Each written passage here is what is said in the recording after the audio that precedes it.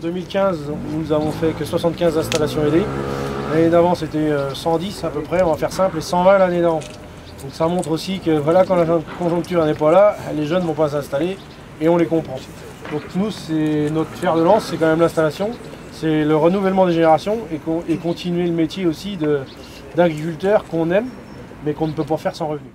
On regarde les choses de très près et qu'on ne manquera pas de sortir assez vite si jamais on ne se fait pas entendre comme il se doit. Parce que le ministre, c'est 280 millions d'euros.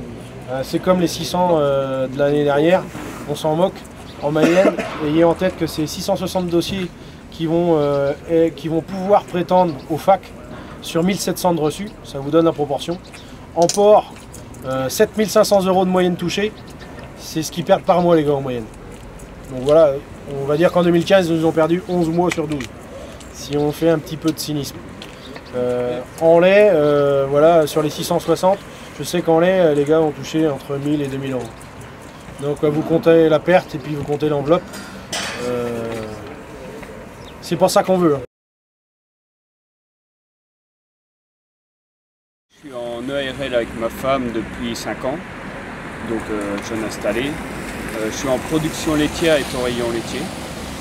Et je suis aujourd'hui ici parce que ça fait 1 an et demi que je gagne plus d'argent, que je ne me paye pas, je dois faire vivre ma famille et puis c'est juste quoi, j'ai tous mes remboursements à rembourser et j'arrive pas à me faire une paye, même pas un SMIC actuellement, quoi. On est là aujourd'hui pour essayer de défendre un petit peu, je dirais, ce qu'on peut encore défendre, c'est-à-dire nos marges. Parce que aujourd'hui, le prix au consommateur, il n'a pas baissé. Par contre, le prix à la production, pour toutes les productions, le lait, le porc, la viande bovine, et on peut dire également la volaille, et je dirais les céréaliers sont guère mieux, je dirais on est arrivé à des prix, je dirais, qui ne couvrent plus les frais.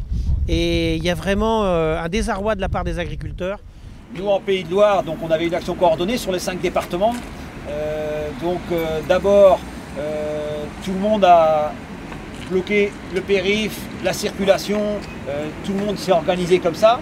Après, on s'était organisé aussi pour que les enseignes de GMS puissent être visées et qu'il n'y ait pas toutes la même, mais plutôt chacun se sépare sur les Pays de Loire. Donc ça, c'était comme c'était organisé.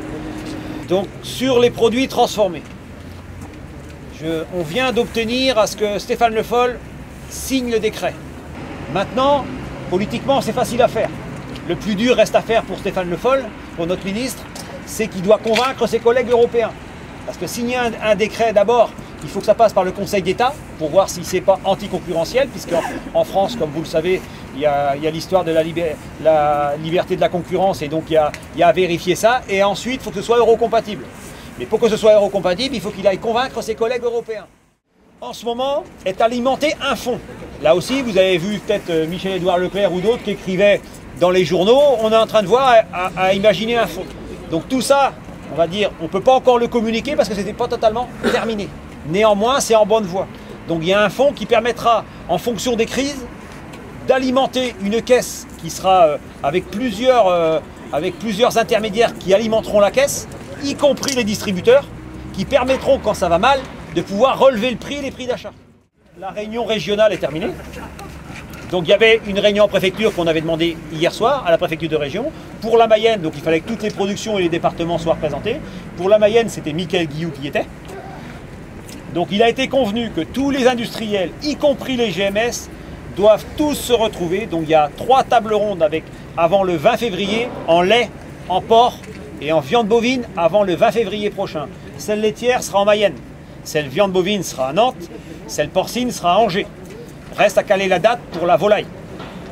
Mais l'idée, elle est claire, c'est que ce jour-là, on demande à ce que dès maintenant, il y a un prix supplémentaire à ce qu'on est payé maintenant. C'est pas normal de payer sur le mois de janvier. Il y en a qui sont payés 300, d'autres qui sont payés 263. C'est scandaleux. Ça fait 37-38 € d'écart. 37 € d'écart du 1000 litres pour 2 voisins. On ne peut pas en rester comme ça. La flexibilité, tout ça, il faut que ça s'arrête. Vous le savez, ça nous énerve tous en campagne. Et tout ça, il faut que ça s'arrête. Donc il faut qu'il y ait un vrai équilibre entre les producteurs et qu'on puisse en vivre.